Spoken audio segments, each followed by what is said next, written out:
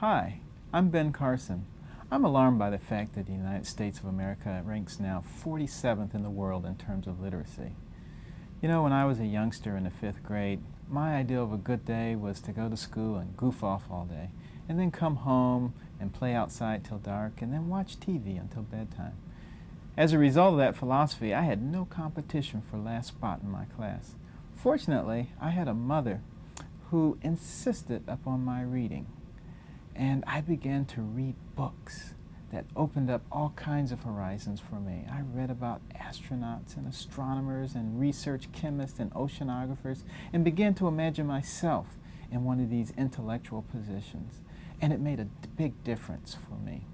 It probably won't make a big difference for the 21 million Americans in the United States who are totally illiterate and cannot read. Nor will it probably open up new horizons for the 20% of U.S. graduates who cannot read their diplomas.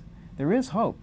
The empirical research is conclusive on successful methods for teaching reading. It begins with children knowing how to unlock words through phonics. I hope this documentary will be a step to have the world open up for tomorrow's children. Obviously we cannot remain a leader in the world if we have these kind of literacy problems. Our problems stem from the lack of proper teaching in those primary years when the problem should have been solved. And we know how. It's cost effective. It's just a matter of training these teachers and getting the job done and doing it properly this time. Which evidence says. I came to Washington, D.C. in 1990 to accept a grant from the National Institute of Justice to investigate the relationship between juvenile delinquency and reading failure. Shortly after getting into my research, I found that there was more than just a relationship, that reading failure was a cause and may be a major cause of delinquency. I came to this conclusion on work, surprisingly enough, that was done at the turn of the century by Ivan Pavlov. We all know about his conditioned reflex experiments. And what Pavlov discovered was that you can actually create antisocial aggression. To do it, an individual has to have a goal. He has to be pressured, or there has to be sustained pressure to achieve the goal. And he mustn't be allowed to escape the environment, and he must be denied the means to achieve the goal, as strange as that may seem. But as I reflected on it, I realized that that's precisely what we have in our 16,000 school districts throughout the United States. The goal that a student has is academic achievement. Achieving it is the ability to read, write, fluently, accurately, and effortlessly. He must be denied that means due to faulty reading instruction, and he mustn't be allowed to escape that environment, which he cannot do with compulsory attendance laws. For some students, this leads to antisocial aggression, which in a short time then leads to delinquency or juvenile crime. The confusion comes from what kind of research they're talking about. I'm talking about the experimental research, and most people know what experiments are. They know that if we're going to develop a drug, we try out the drug, and we control carefully how it's administered, and we contrast it with another drug or a placebo or something like that to make sure that it's working. Most people understand what the scientific method is. The scientific method, by the way, has solved practically all of our problems in our modern nation. We've used it in every field of endeavor. Now the whole language people say, no, we've got to get rid of experimental research. I think it's an expediency on their part because they find that the findings of experimental research don't support what they're talking about. But in any case, they say what we've got to substitute for that is anecdotal evidence. That would be where a person would come into a classroom and watch children when they're in the act of learning. Well, with anecdotal evidence, of course, you can't replicate it because what's going on in the classroom is defined in terms of whoever looks at it and there isn't any general standard for that. What whole language people want to do additionally to this, you see, they want to ban outside independent evaluations of what's going on in the field of reading. They want to get rid of, in other words, of our standardized reading tests, because the standardized reading tests are the tests that have been used in experimental research on reading development. That evidence is the evidence that shows that whole language is not the superior method for teaching reading that its advocates claim it is. That we've got 70 years of experimental research. The data is conclusive, from back in Jean Shaw's earliest book up to Marilyn Adams' latest book in 1990, where she's got reviews of research for 20 years. And in this book she states that the research conclusively says children learn to read better if they're taught systematic phonics. And also, Dr. Adams has said to me herself, she knew I was working with the convicted juveniles, that the research supports the fact that any reader, any non-reader at any age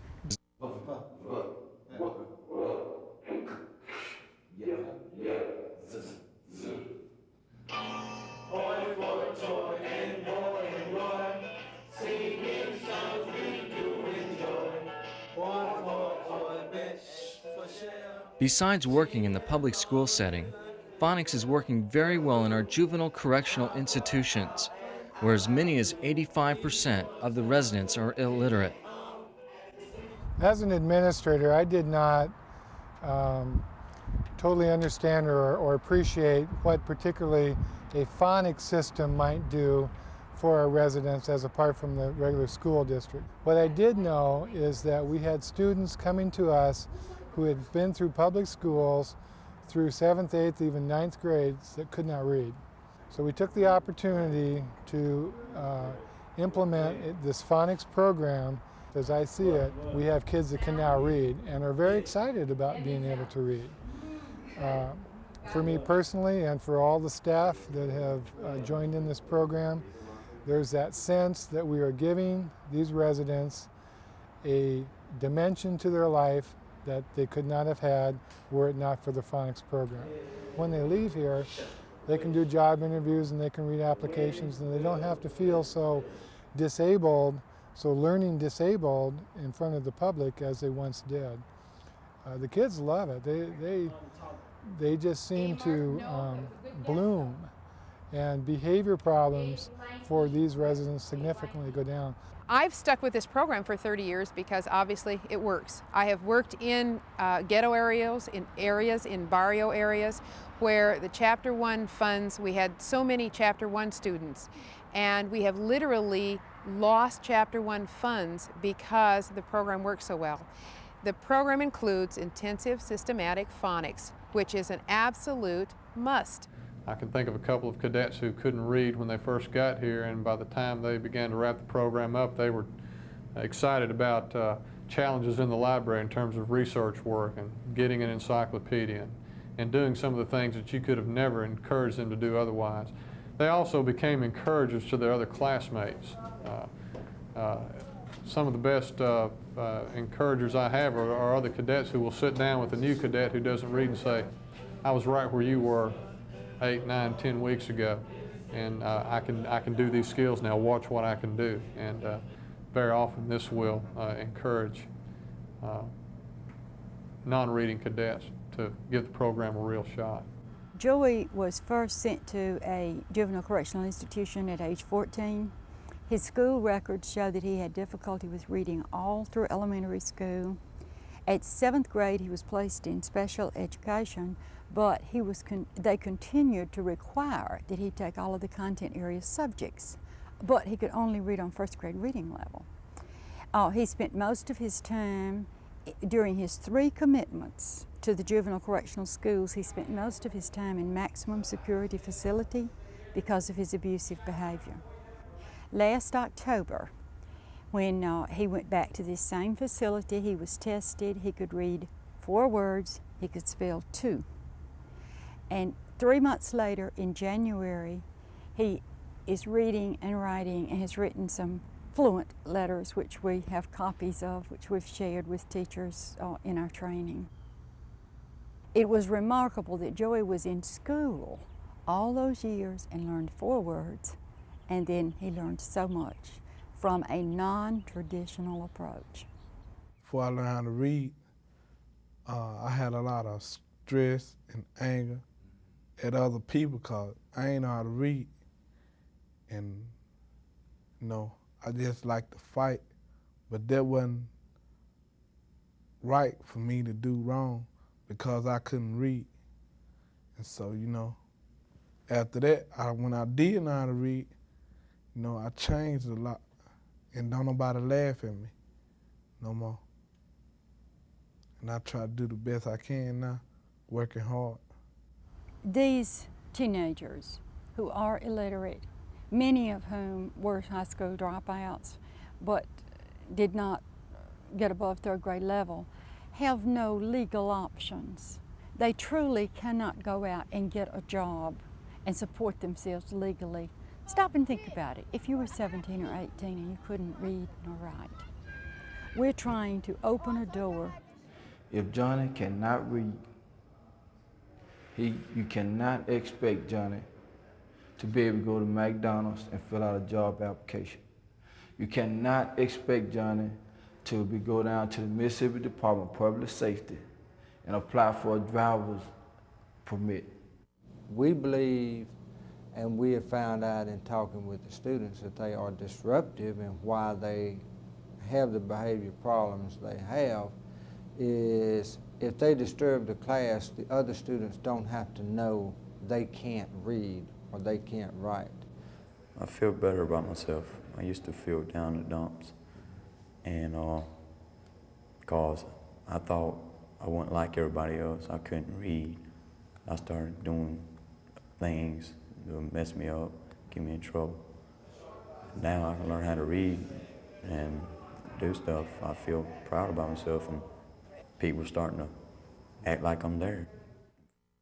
Probably the kid that I think is an excellent success story is a young man by the name of David. And David I was introduced to at the age of 12. And he was a severe dyslexic kid who couldn't read, couldn't spell, couldn't write. He had gone through the traditional program in elementary school and failed. Got to junior high and he saw that he really had no investment in school. School was not doing anything from him. Going to school every day was painful. It reminded him of the hurt. It reminded him of what he couldn't do, not what he could do. He was bright. He was had a good amount of ability, had good social skills, but he wasn't accepted by the system. By 15, he had spent more time in institutions than he had spent on the outside. But an interesting thing happened to him. I think, you know, he had a teacher in one of our juvenile halls who was an amazing woman. And she was able to convince him that he was capable, that he was successful, that he had everything he needed to be successful. And she set up an excellent remedial phonics program for him. And he started experiencing success for the first time in his life, and started realizing that he did have an alternative, that the people that he had been associating himself with were not taking him where he wanted to go, and that he did have some choices on who he wanted to be with and who he needed to be with. And I get a call from him probably about once or twice a month. And this has been for the last 3 years. He'll call me once or twice a month, check in, say, this is what I'm doing now. He went ahead and graduated from high school. He's starting junior college, and he's going to make it.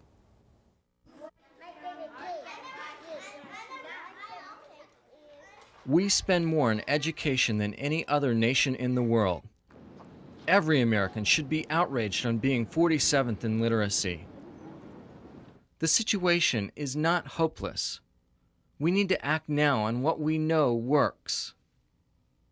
I have full confidence in the American people and their sense of justice and fairness and reasonableness that this change in our schools will come about. Our schools will turn back to the teaching of phonics. I'm absolutely positive about it. How soon? Well, we can't give up.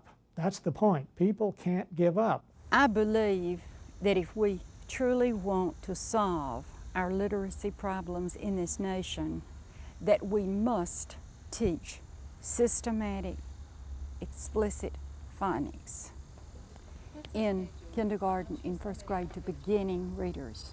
It is my hope for every child in our country that they be able to read fluently and accurately what they can talk about and understand. We have the methods, we have the knowledge, we have the technology to do this. Perhaps there's only one ingredient we lack: the will. No society, no country can survive without a literate population. We have the answers, we can do something about it, and every parent, every school board member, every administrator, every politician in this country needs to come together and stop arguing and do something about it, because we must preserve this nation that we all love so dearly.